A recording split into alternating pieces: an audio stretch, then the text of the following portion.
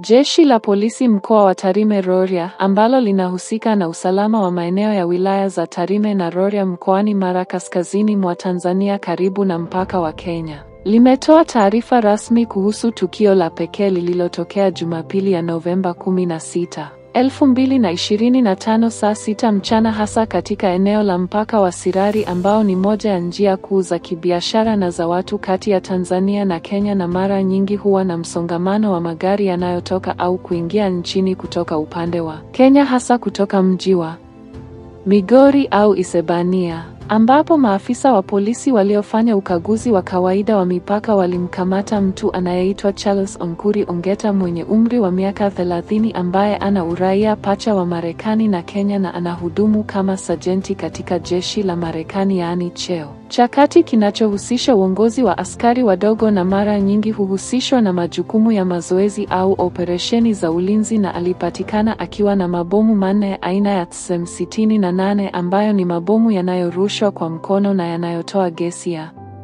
machozi inayoitwa tear gas ambayo hutumika sana katika kudhibiti umati wa watu au mazoezi ya kijeshi, na sio mabomu ya kulipuka moja kwa moja, lakini bado yanachukuliwa kuwa silaha hatari zinazodhibitiwa kwa ukali chini ya sheria za kimataifa na za ndani kwa sababu yanaweza kusababisha madhara makubwa ikiwa yametumika vibaya kama kuwasha macho, pua na ngozi au hata kifo katika hali mbaya.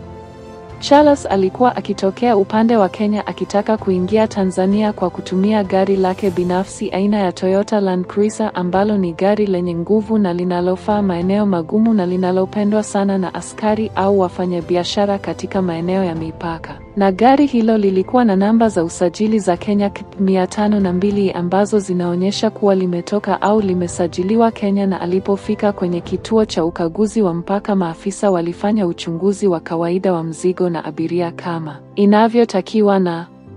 taratibu za forodha na usalama wa mipaka, na ndipo walipogundua mabomu hayo manne yaliyofichwa au yaliyokuwa ndani ya gari ndani ya gari ambayo yalikuwa ya aina ya TSM-68 inayotumiwa rasmi na jeshi la Marekani katika mazoezi au operesheni za kudhibiti ghasia. Polisi wamesisitiza wazi katika taarifa yao kuwa kwa mujibu wa sheria ya Tanzania inayohusu umiliki na ubebaji wa silaha na risasi, hasa ile inayodhibiti silaha za kijeshi au za umma kama sheria ya silaha na risasi na 1991 na marekebisho yake, pamoja na kanuni za kimataifa za au kuhusu silaha nyepesi na za kati, hata kama Charles angekuwa ameomba kibali rasmi cha kuingiza silaha hizo nchini Tanzania asingeruhusiwa kabisa, kwa sababu aina hiyo ya mabomu hayakubaliki kwa watu binafsi au hata askari wa kigeni bila idhini maalum ya serikali kuu ya Tanzania kupitia wizara husika kama Wizara ya Mambo ya Ndani au Jeshi la Ulinzi, na hii ni ili kulinda usalama wa taifa dhidi ya hatari za silaha zisizodhibitiwa ambazo zinaweza kutumika katika uhalifu, ugaidi au ghasia za ndani, na hivyo kukamatwa kwake kulikuwa kwa msingi wa kutosha wa kisheria bila kujali hadhi yake kama mwanajeshi wa Marekani.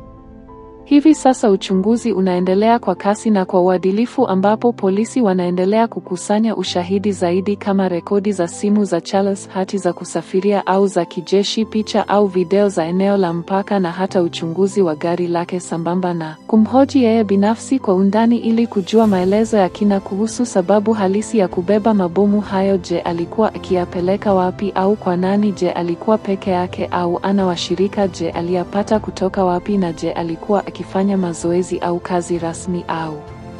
binafsi? Na je, ana uhusiano na matukio yoyote ya usalama katika eneo la mipaka ambalo mara kwa mara huwa na changamoto kama magendo ya silaha, dawa za kulevya au ugaidi wa kimataifa? Na hatimaye, baada ya uchunguzi kukamilika, hatua stahiki za kisheria zitachukuliwa dhidi yake kwa mujibu wa sheria za Tanzania ambazo zinaweza kumshtaki kwa makosa kama uingizwaji haramu wa silaha au hatari kwa usalama wa umma. Na adhabu inaweza kuwa jela mirefu au faini kubwa au hata kufutwa kwa uraia au visa vya kusafiria.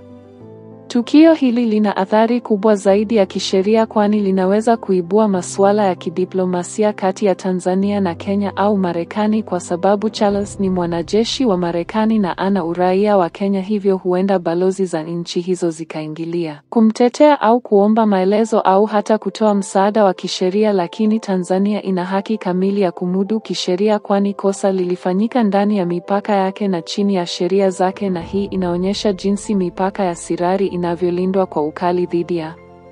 vitisho vya usalama, hasa katika eneo ambalo limewahi kuwa na matukio ya magendo au migogoro ya kabila kati ya jamii za Tanzania na Kenya, na hivyo tukio hili linaweza kuimarisha ushirikiano wa usalama kati ya nchi mbili au kuongeza uangalizi wa silaha zinazoingia nchini kutoka nje, na linawapa somo askari wa kigeni au raia wenye uraia pacha kuwa sheria za ndani zinapaswa kuheshimiwa bila kujali cheo au asili yao.